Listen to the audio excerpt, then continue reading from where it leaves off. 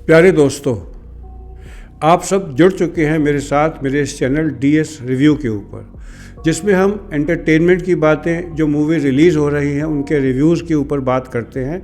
और आज मैंने एक बड़ा इंटरेस्टिंग टॉपिक चुना है जिसके बारे में मेरे ख्याल से आज तक किसी यूट्यूबर ने, किसी भी रिव्यूअर ने बात नहीं की। वो है कि डंकी मूवी के रिव्यूज़ के रिव्यूअर्स के ऊपर बात।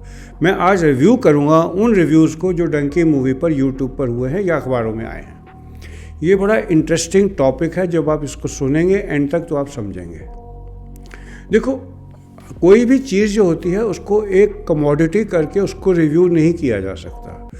मेरे को लगा कि डंकी मूवी को एक प्रॉपर्टी समझ के, जैसे एक हिल स्टेशन पे एक घर है, उसको रिव्यू कर रहे हैं जो रिव्यूअर, वो प्रॉपर्टी डीलर हैं। वो बता रहे हैं कि इसमें सैनिटरी फिटिंग कैसी है, इसके अंदर इलेक्ट्रिकल कनेक्शंस कैसे हैं, इससे व्यू में क्या क्या नज़र आता है और इसमें क्या क्या कमियां हैं। लेकिन बेसिक्स बात जो इस मूवी के बारे में नहीं बता रहे कि ये जो कोठी है जो एक हिल स्टेशन पे है, इसमें 360 डिग्री एंगल है और इसको सब तरफ से नज़र आता है और ऐसा व्यू कहीं से नहीं मिल पा सकता। जो बेसिक सब्सटेंस है वो मूवी का ये है, कॉन्सेप्ट ये है कि देशभक्ति करो, देश से प्यार करो, देश सब कुछ है। अगर आप इसको छोड़ के किसी ज़रूरत के लिए देश को छोड़ भी जाओगे तो ये देश आपको एंड में ज़रूर बुलाएगा। जो इस मूवी का कॉन्सेप्ट है, जो राजू ईरानी ने हमें बहुत ही खूबसूरत तरीके से दिया है। राजू ईरानी साहब को हैट्स ऑफ। उनको एक तरीका आता है अपनी बात सीरियस को लोगों तक पहुंचाने का, एक लाइटर तरीके से।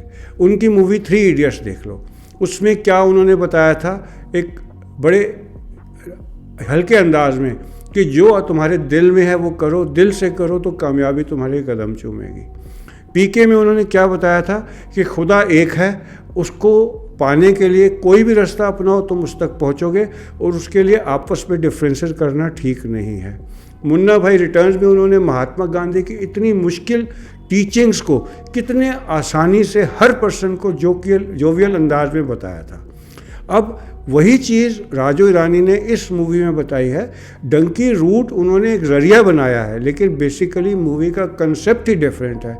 मूवी का कंसेप्ट ये है कि देश को छोड़ के अगर मुश्किल से जाओगे भी तो देश आपको याद आएगा।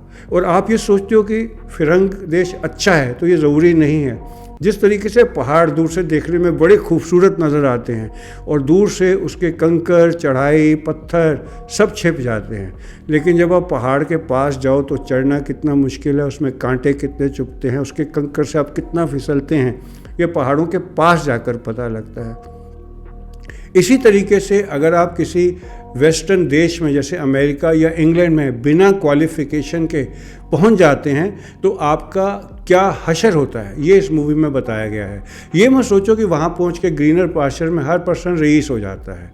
जो पर्सन वहाँ से इंडिया में पैसे हर महीने भेजता है, कोई बड़ी बात नहीं वहाँ भीख मांगता हो, अपने माँ बाप को ना बताए और पाउंड्स को रुपीज़ में कन्वर्ट करके यहाँ भेजता रहे ताकि उसके माँ बाप खुश रहे कि वो कुछ कर रहा है। ये कोई पर्सन वहाँ है तो यहाँ सोचते हैं कि उसके जो बच्चा है वहाँ अच्छा कर रहा है, हो सकता है वो जेनिटर का काम करता हो, एक स्वीपर का काम करता हो, और वहाँ अंग्रेज़ लोग उसके साथ बड़ा मिसबिहेव करते हों। तो ये सब बातें हैं जो उन्होंने इतने खूबसूरत तरीके से, इतने आसान तरीके से बताई हैं। और सबसे बड़ी बात उन्होंने मेरे हिसाब से तो हमारे साइकोलॉजी पे भी कटाक्ष किया है कि 100 साल अंग्रेज़ बिना हिंदी जाने हमारे देश में आए, हम पर राज कर गए, और हम 40 करोड़ के लोग उस समय होते हुए भी मुट्ठी भर अंग्रेज़ों के अंडर 100 साल रहे।